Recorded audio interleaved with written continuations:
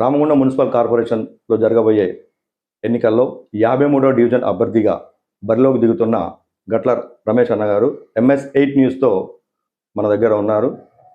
రాబోయే ఎన్నికల్లో వారు పోటీ చేస్తున్నటువంటి డివిజన్ అభివృద్ధికి ఎటువంటి ప్రణాళికలతో ముందుకు వస్తున్నారో వారి మాటల్లోనే మనం విందాం.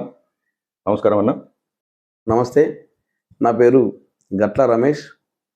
నేను రామగుండం కార్పొరేషన్ ఏరియా BC-సెల్ అధ్యక్షుడు మరియు కోదండరామాలయం చైర్మన్గా వ్యవహరిస్తున్నా. మా డైనమిక్ ఎమ్మెల్యే అభివృద్ధి ప్రదాత రాజ్ ఠాకూర్ మక్కాన్ సింగ్ గారి ఆశీస్సులతోటి 53వ డివిజన్లో కార్పొరేటర్ బరిలో ఈరోజు కాంగ్రెస్ పార్టీ పక్షాన పోటీ చేస్తున్నా.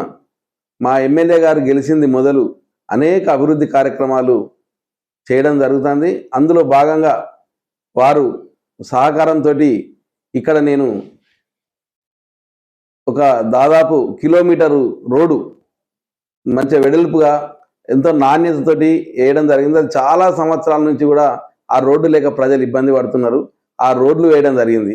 అంతేకాకుండా చాలా స్లమ్లలో కూడా ఎక్కడ పోల్స్ లేని కాడ పోల్స్ వేయించడం జరిగింది, లైట్లు పెట్టించడం జరిగింది. అదేవిధంగా అనేక డ్రైన్స్ను కూడా మా ఎమ్మెల్యే గారు వచ్చిన తర్వాత అండర్ గ్రౌండ్ డ్రైనేజీలు చేయడం జరిగింది.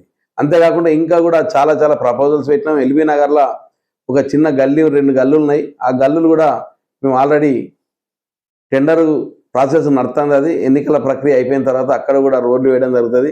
దాదాపు ఇంకా ఏమైనా మిగిలిపోయిన రోడ్లున్నా, చిన్న రోడ్లున్నా, ఇంకా చిన్న సమస్యలున్నా అన్నీ కూడా రేపు ఎమ్మెల్యే గారి సహకారంతో ఈ ఎన్నికల అనంతరం చేయించడానికి నేను సిద్ధంగా ఉన్నా.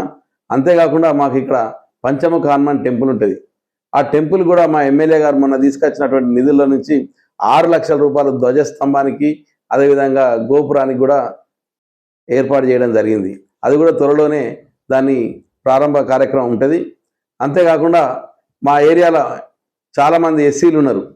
వాళ్ళందరికీ కూడా ఒక స్థలం ఉన్నది. అక్కడ ఒక కమ్యూనిటీ హాల్ కావాలని వాళ్ళు ప్రత్యేకంగా అడగడం జరిగింది. అది మా ఎమ్మెల్యే గారి దృష్టికి తీసుకెళ్ళడం జరిగింది. ఖచ్చితంగా త్వరలోనే అక్కడ ఒక అంబేద్కర్ భవన్ చిన్నగా ఏర్పాటు చేయడం జరుగుతుంది. దానికి మా ఎమ్మెల్యే గారిని అడిగినాము. ఆయన కూడా స్పందించిండు. తప్పనిసరిగా అది కూడా ఏర్పాటు చేస్తాం. దాంతోపాటు ప్రత్యేకంగా ఇక్కడ చిక్కువాడ ఉన్నది. చిక్కువాడలో పాపం వాళ్ళకి చిన్న షెడ్లల్లో ఒక 25 ఫ్యామిలీస్ ఉంటాయి. వారు ఒకటే చిన్న డేరాల ఒక 4-5 జంటలు అతి దుర్భరమైన పరిస్థితులలో జీవిస్తాను. తప్పనిసరిగా వారందరి సమస్యను ఎమ్మెల్యే గారి దృష్టికి తీసుకెళ్తే మొన్న ఆయన ఒక పర్యటనలో ఇక్కడికి వచ్చి వాళ్ళందరికీ సొంత గృహాలు ఏర్పాటు చేద్దాం, వాళ్ళకు ఒక ల్యాండ్ చూసి వాళ్ళందరికీ కూడా ఇల్లు కడదామని హామీ ఇవ్వడం జరిగింది.